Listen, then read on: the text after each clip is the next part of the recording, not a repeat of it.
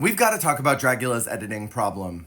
Because I think a lot of what the problem is with Titans 2 is that the edit is not totally supporting why people are getting exterminated. We watch them go home, but in the challenge, we're seeing them slay and eat. And I would like to preface that I very much enjoy that the Boulets try their hardest to only show us the best parts of their monsters, that they don't want us to see the bad parts. I think it's really admirable that they don't want their monsters to make us as the audience cringe.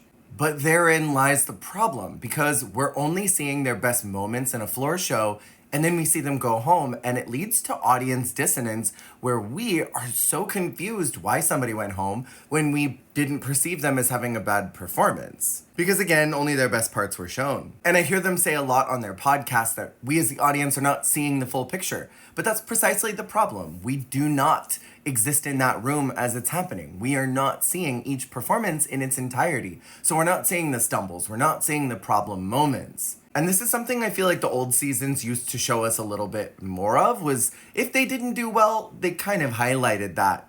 In a very specific reference, I'm thinking about Foxy saying that they weren't feeling very good about the zombie challenge and ultimately end up going home that week because they were not in the right headspace, and so it kind of just set themselves up to go home that week. But in this season of Titans, we're seeing the ghouls feel confident. We're seeing them feel good about what they do. We're seeing them give great performances. And then we see them go home, which is confusing.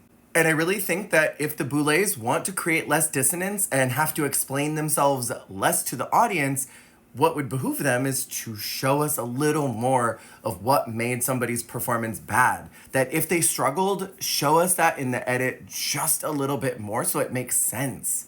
Because otherwise, some of these exterminations are not clicking with myself and several audience members across the internet who week after week have been saying, I don't get why this person went home.